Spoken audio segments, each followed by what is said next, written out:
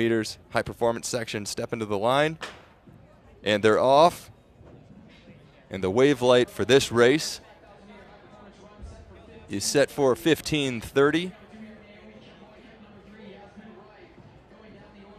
And that's Amy Cashin up front, the steeplechaser, Australian athlete, Australian Olympic steeplechaser, and Portland Track Festival champion in the steeplechase from 2022. She's doing the pacing for this race. Great to see her out there this evening.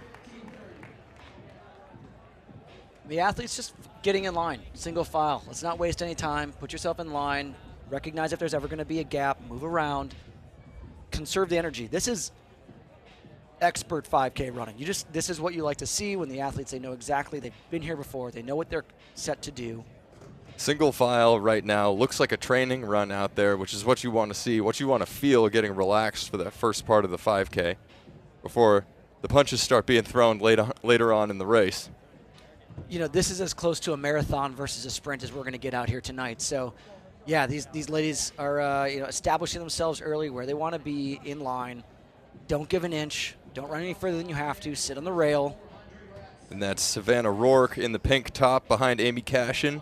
She's the first racer, followed by Tristan Spence, Adams State athlete, and then Micah Rivera-Wood, Peruvian athlete, and Carmen Graves.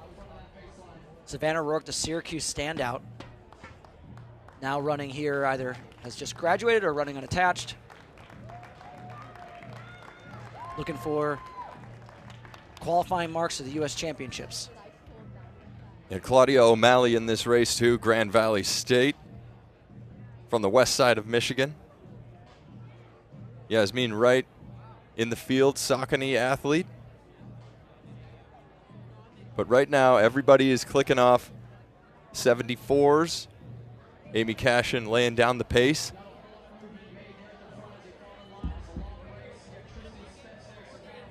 Yes, Savannah Rourke not having the performance of her 5K that I think she probably would have wanted this year, and definitely where she's put herself in this race, what she's expecting of herself. Coming with a season's best of 16:23, obviously well ahead of that pace right now. Winding up the pace here. Getting it going, making it smooth. And everybody looks comfortable so far here in the early goings, as they should at this pace. But there is a pack separating themselves with on the back there, Naomi Kemboy from West Virginia on the tail end. Carmen Graves in front of her. Rivera-Wood, Tristan Spence, Savannah Rourke, and Amy Cashin leading them back. Leading that second pack is Danielle Jordan. And now moving up is Yasmin Wright leading that second pack. So another 74 laid down by Cashin. Like clockwork here. 3:06 through a K.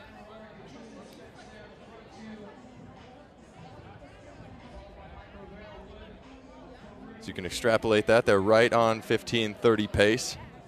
Yeah, Micah Wood, she and her husband, Adam Wood, have a very fun Instagram handle, The Woods Run, chronicling their post-collegiate running exploits and desires to both represent their countries internationally.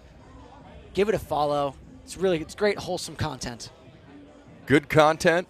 They always have a great time here in Portland. They got a YouTube channel too. Put stuff up there, so you could check out the scene. Maybe as you book your ticket here next year for the Portland Track Festival, you can get some Get your ideas. tickets out here and come watch this meet in person. That's as much right. fun as you have hearing us babble on endlessly. Get here. Stomp those feet, clap those hands, bang the thunder sticks. Yeah. Thunder sticks out there this year. That's right in the stands. So another 74-3. The order is unchanged in the early goings here. Rourke throwing a hand up a little bit, stepped on that rail, but she's okay. Amy Cashin doing a great job getting these women to exactly where they need to be right now. Approaching 1 mile, 1,600 meters, 4 laps. Yeah. I know these aren't equivalent things, but to, But you got, That's to the lay fan. They're 4 laps approaching is a mile. They're approaching all of those things. Just under 5 minutes there. 4:57. So Rourke pulls to the outside right now and is looking to make some space as Tristan Spence goes up into that position behind Amy Cashin. So Rourke is tucking in. Interesting the back move. But, you know, she knows herself better than anybody. She knows how she's feeling. We have no idea. And they're stomping their feet in the stands and clapping their hands together. This is what you love to hear from the raucous Portlandian crowd. That's right. You know the Unipiper's in there now, too. His work done for the evening. 74-4 once again. Fantastic work here by Amy Cashin as Tristan Spence sits behind her.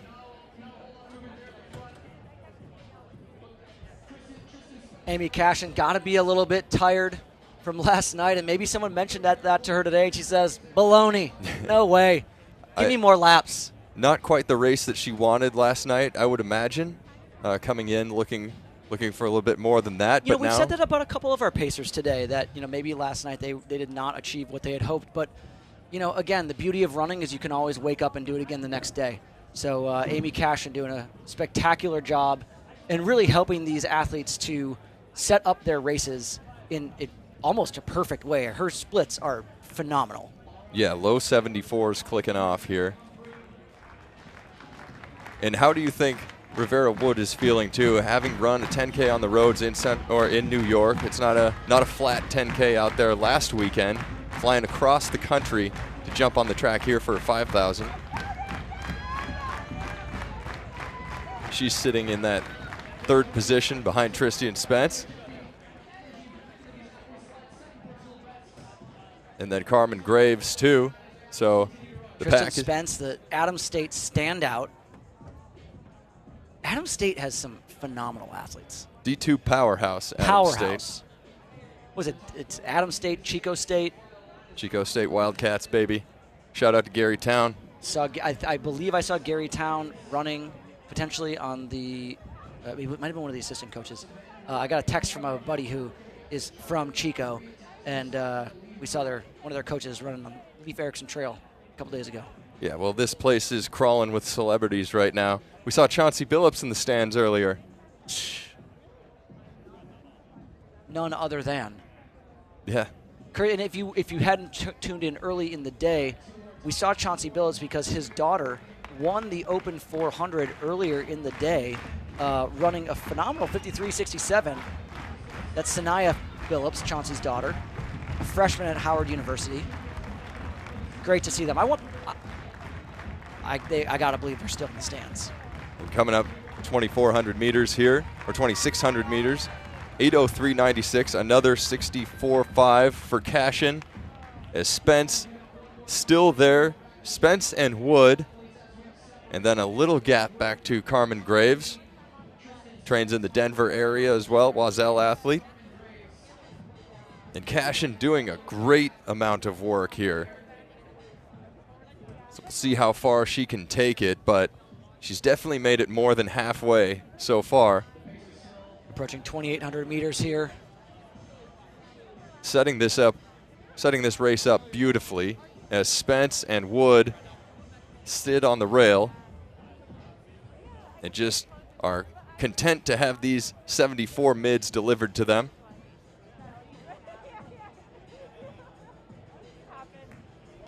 Spence and Wood here. Look at Wood swinging a little bit to the outside. Getting a little anxious. So we know that Amy Cashin is pulling off right now. Her pacing duty's done. Cashin getting them through 3K. Bravo. Again, I will never stop celebrating these incredible pace jobs that we're having at the 2025 Portland Track Festival. Tristan Spence and Micah Rivera Wood now running 1-2. Reaching 3K in 9:18, a 74.8 there. So Spence is now controlling the pace, and this is a real race between Spence and Wood now. And Spence, is she getting some daylight out there? It looks like she might be. So she's trying to hang on to those green lights, which are a 15:30 pace. And 15:30 is what won this section last year. by Claire Green.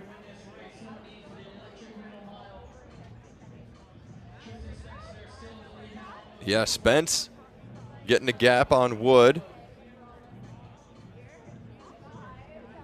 But Wood, PR territory. Yes, absolutely. Both of these athletes approaching the final mile of this 5K.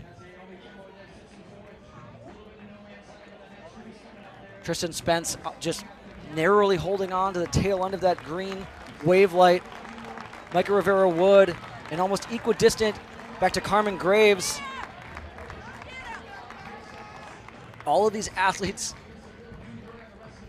are in what is got to be one of the most challenging portions of a race in the entirety of track and field, the last mile of a 5K.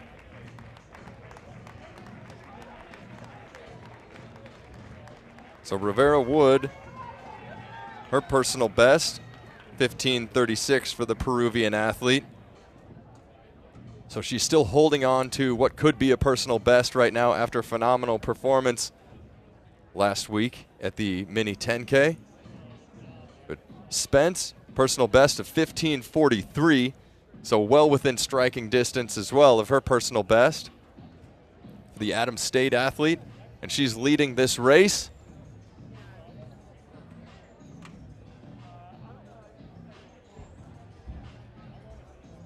So Spence flying around the curve. And further down the list, Carmen Graves still in it. 77 is what she's been clicking off the past 2 laps, as Spence has notched to 75 and Rivera slow to 77. But Spence coming up here. We'll see what this lap is running. As we get to 3 laps remaining. 3,800 meters for Spence, 77 for that lap on the clock, and a 79 for Wood. So the pace slipping right now. You know, to those watching at home, I think it's of no surprise that when the pacemaker stepped off and the athlete, this is one of the great advantages and why Portland Track Fest does such a good job and puts such an emphasis on providing good pacemakers, is that an athlete like Tristan Spence, all she had to do was focus on the back of the runner in front of her.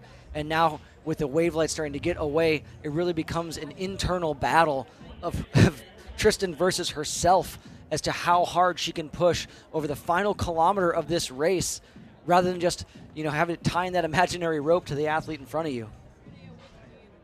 So she's really got to dig now as she's inside 3 laps to go, coming up on 2 laps remaining. And Spence has been leading ever since Amy Cashin stepped off, who was pacing this race. And then Rivera Wood in second, and Carmen Graves staring at the back of Rivera Wood now, gaining the benefit of having her to pull on, see if she can lift herself up to that second position. And Spence inside 2 laps to go now. That was a 78-second lap for her. And seeing what she can summon for this final 800 meters. But looking smooth out there right now. Yeah, again, we've talked about this in a number of different races where, you know, these athletes, they're swinging for the fences here. And one of the most impressive things is that she's not falling apart. She's just slowing down a little bit. You know, like we've seen catastrophic blow-ups in certain races where athletes basically, they forget how to run. And that's not the case of what's happening today. I think that Tristan Spence has really just gone and taken a big swing, looking for a huge PR, the likes of what we just saw with Sayer Salgado in that 1500. And I'm not going to even call this coming up short, but just the effort is starting to show itself. And I'll be very curious to see what she's able to throw down for this last lap, too, because we saw what's possible with Jared Clifford. He showed us what you can do, kicking early and finishing that penultimate lap at 63 to come back and run 69. With a full stop, mind you. With a full stop, that's right. So the 69 was worth a 65, likely. Easy. Maybe faster. She's starting to pick up the pace a little bit now as Tristan Spence hearing the bell. I mean, 1 lap to go, 1 more circuit of this oval. It's 77, so bringing it back slightly, Tristan Spence, and now inside a lap to go. So she just has to slingshot herself around this final 300 too when she hits the cone. Down the back straightaway. And now Carmen Graves makes a move too and is able to pass Rivera Wood. So Carmen Graves looking very strong down the back straight. And you can see her on the screen too, wearing that Oiselle pink uniform. Carmel launching into a big finishing kick here, trying to empty the tank over the final 400. Tristan Spence, I think, is just hoping that the finish line comes sooner rather than later. And Spence swinging around now, coming onto the home straightaway. The fans letting her hear it, because this is the last straightaway for her. She's coming down the final stretch, passing the living room. And the rumbling of the stands we can hear under our feet. But she'll come to the line, and she'll get there in 15:40, so that is a personal best for Tristan Spence by 3 seconds. So a win in the Electric Forest and a personal best. And Carmen Graves comes up for second, 15:48. And here driving down the straightaway, we've got a race on our hands. Yasmin Wright in the center, Kemboy on the inside. And on the outside, that's O'Malley, Grand Valley. Rivera Wood gets to the line in third, 15:52, and we saw O'Malley finish there, 16:02. Wright, Kemboy. And here's the victory stretch for Tristan Spence, able to close it down and solidify that victory for herself here in the Electric Forest with a new personal best, 15:40. Arms up, breaking the tape.